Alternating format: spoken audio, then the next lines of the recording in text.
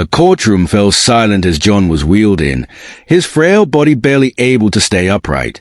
His hands trembled, his face pale and streaked with tears. Every eye in the room was on him, on the man who had spent 20 years behind bars for a crime he didn't commit. Today, he was granted one last chance to see the woman who had raised him, his grandmother, who lay dying in a nearby hospital bed.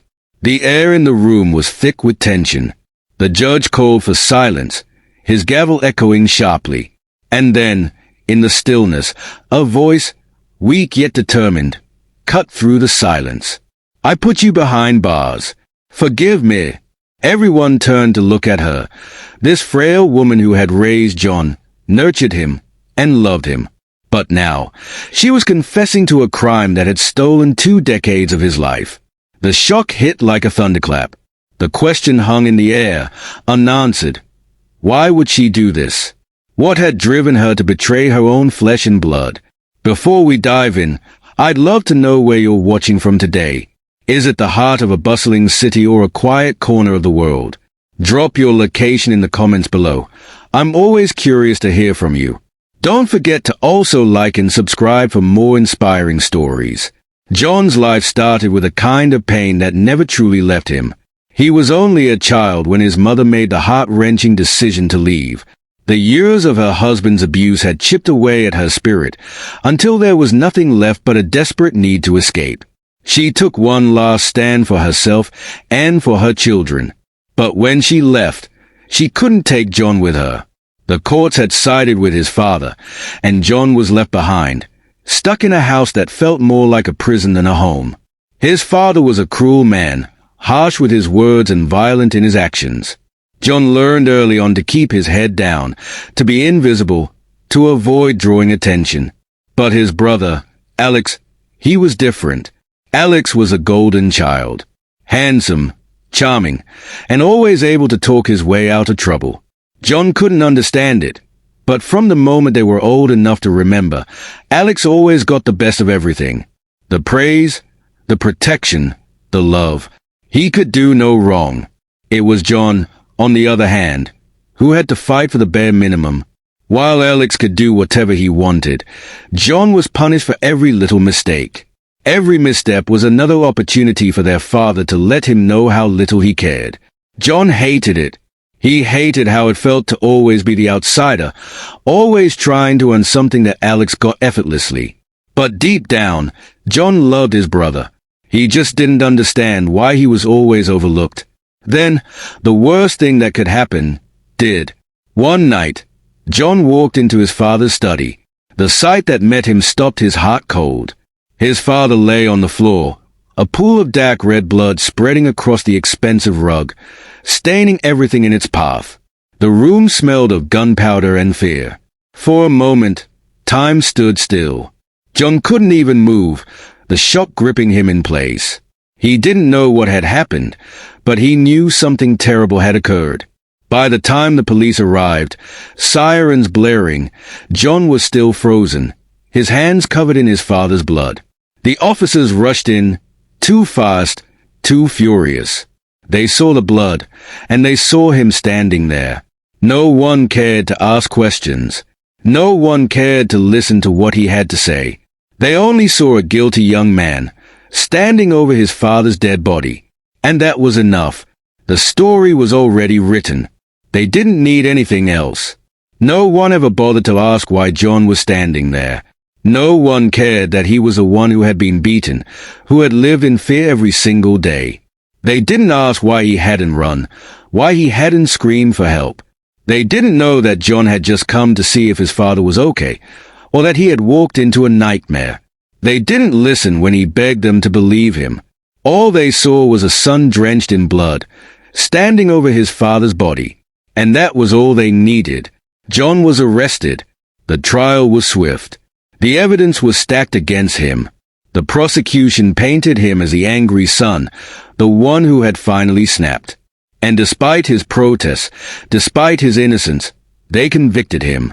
He was sent to prison for a crime he didn't commit. Years of his life were stolen, but no one cared. His family didn't care. They never looked back. What John didn't know, what no one knew, was that Alex had been the real killer. In a moment of rage, Alex had killed their father, the man who had tortured them both for years, the man who had made their lives hell. But Alex, with his charm and his ability to manipulate everyone around him, was able to cover his tracks. He had used John as a perfect scapegoat, knowing his brother would be the one to take the fall. As John sat in his cell, his body weakening with each passing day, he couldn't help but think about the life he had lost. 20 years of his life, taken away in a blink. I was never a perfect son, he whispered to himself. But I never imagined they would let me rot in prison for a crime I didn't commit. He closed his eyes, the weight of it all pressing down on him. All the anger, all the grief, all the wasted years. And still, no one had ever told him the truth. No one had ever told him that Alex, the brother he once loved, was the one who had destroyed their family. The courtroom was thick with tension. Everyone knew this was a moment that could change everything. John, barely able to hold himself up, was wheeled to the stand. His body was frail, his cancer taking its toll.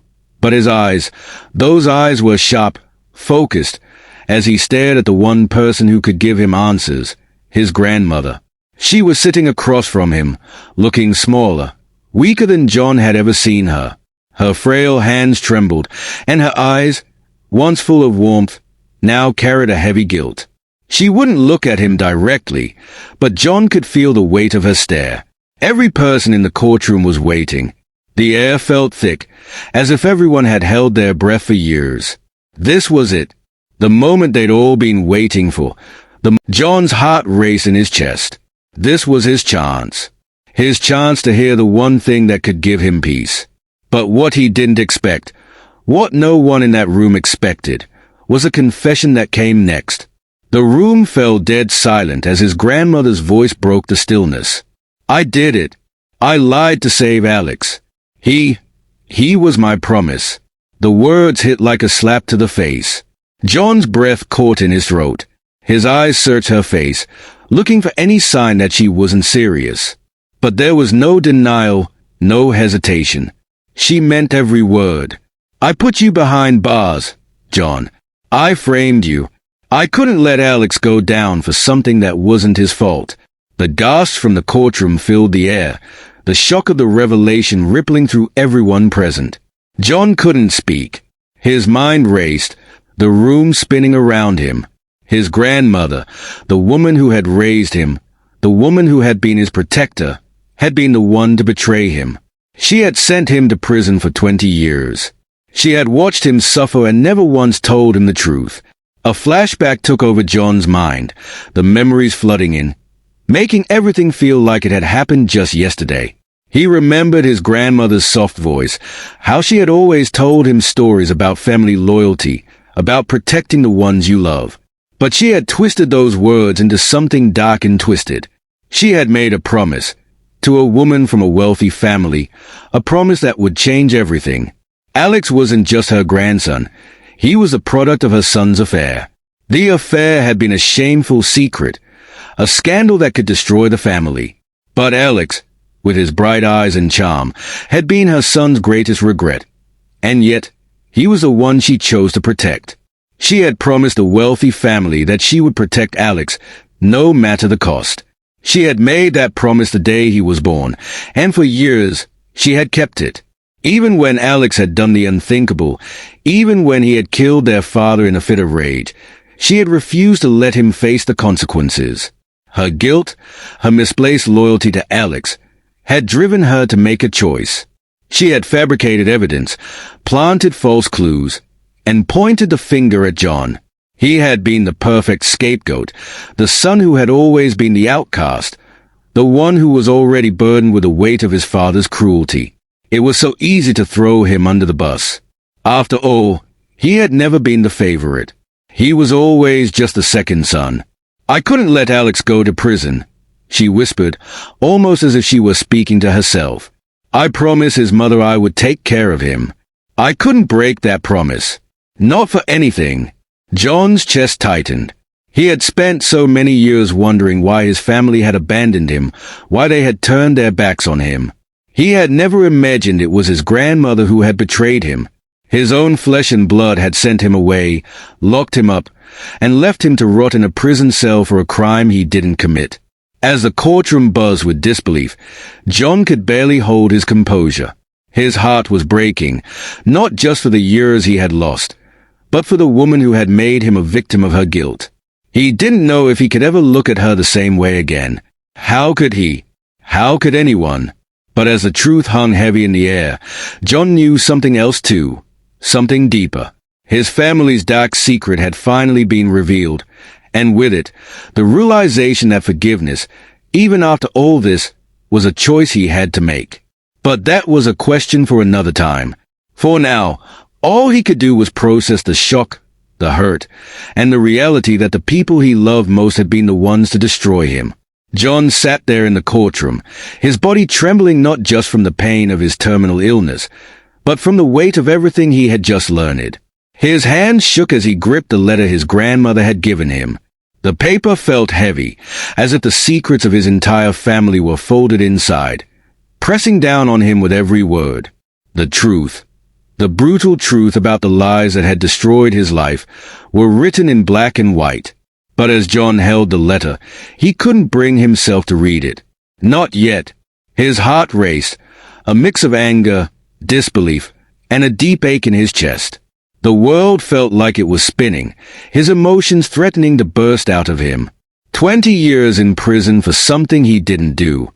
20 years taken from him, years that would never return. He thought about all the moments he had missed. Birthdays, holidays, the small, everyday things that make life worth living. All those years he could have had, gone. And for what? A lie. A betrayal from the one person who was supposed to protect him. John's mind was torn between two choices, forgiveness or justice. Could he forgive the woman who had ruined his life, who had betrayed him for a promise made to someone else? The same woman who had watched him suffer for 2 decades and never once told him the truth. Could he let it go? Could he look her in the eyes and say, "I forgive you"? The anger inside him flared up again, threatening to choke him. His life had been stolen. And for what? For someone else's guilt. For someone else's mistake. He had spent 20 years in a cage, living in hell, all because his grandmother chose to protect Alex, the one who had truly killed their father. Alex, who had manipulated everyone around him, who had made John the perfect scapegoat. John's eyes narrowed as he looked at the letter once more. The weight of it was unbearable. How could he forgive someone who had done this to him? How could he forgive someone who had let him rot in prison while Alex went free, living a life without consequences? 20 years I spent in hell, John thought, his voice trembling in his head. 20 years of missing birthdays, holidays, and the chance to live freely. All because of a lie. The words echoed in his mind, each one a reminder of the time he could never get back. All the years wasted in a cell, locked away, suffering in silence. And for what? To protect Alex? To protect a secret that had broken their family apart. John closed his eyes, trying to calm the storm inside of him, but the anger was too strong. How could he forgive? How could he ever look at his grandmother again and pretend that everything was okay? She had lied to him, used him as a pawn in a game that had ruined his life. She had made a choice. She had chosen Alex over him, and now he was left with nothing. Nothing but the pain of all the years he had lost. But even as the rage built inside him, a small voice whispered, "What does holding on to all this anger really do for you?" It was a question he didn't want to hear. Forgiveness seemed impossible, but holding on to hatred would only make him bitter in the time he had left. He had spent so long in prison hating the world, hating his family, hating himself. Was this the way he wanted to die? With a heart full of anger and regret? John's hands trembled more now as he slowly opened the letter, feeling the weight of the truth in every word. The words burned his soul. But deep down, he knew this wasn't just about revenge. It was about finding peace before it was too late. But the question still hung in the air. Could he forgive the woman who had destroyed his life? Or was the pain too deep, too much to bear? The courtroom was quiet, but inside his mind, the battle raged on. Would he find the strength to forgive? Or would he carry the weight of this betrayal to his grave? The answer was still out of reach, but with every passing second, he knew he had to choose. The room was heavy with silence as John sat there, staring at the letter, struggling with the weight of everything he had learned. His mind drifted back, as it often did, to the time before the prison, before the lies and the betrayal. He remembered his childhood, the way it used to be, before everything fell apart. Young John was always the responsible one. He was the one who helped with the chores, who worked hard at school, the one who followed the rules. Every day, he tried his best to earn his grandmother's approval, to prove that he was worth her love. He remembered how she would praise Alex for his charm, his easy smile, and his quick wit. But when John did something right, she barely noticed. It was like he was invisible in her eyes. Alex, on the other hand, was a golden boy. He could do no wrong. His charm was effortless, his smile infectious, and his way of getting out of trouble was almost magical. While John was cleaning the house or studying for his next exam, Alex was out having fun, getting into trouble, and always managing to avoid the consequences. If John ever questioned it, his grandmother would just smile and say, "Alex is special, John. You just don't understand yet." But John saw it. He saw how his grandmother would defend Alex no matter what. Even when Alex was caught doing something wrong, she would make excuses, brush it off as a mistake, and make sure Alex never faced the same punishments John did. John couldn't help but feel that he was always playing second fiddle to Alex. The love that John longed for, the attention he craved, seemed to always be just out of reach.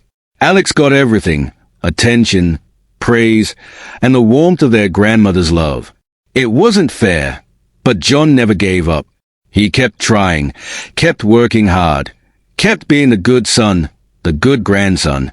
But there were moments when he couldn't help but feel the bitterness bubbling inside him. Why was Alex always the one to get everything? Why did John always have to be the one to prove himself? His grandmother would always say, "It's not that I don't love you, John. It's just that Alex is different," but it never felt like enough. No matter what he did, it never seemed to be enough to earn her full love. John's mother, despite everything, had tried. She had tried to take both him and Alex away from their father's abuse. She had fought for them, tried to protect them from the harm, the constant violence. But when she left, when she took them as far as she could, she wasn't able to protect them from the pull of their grandmother. John remembered the day his mother had tried to take them both. She had packed their things, ready to start a new life, but Alex wouldn't go. He refused, saying he wanted to stay with Grandma.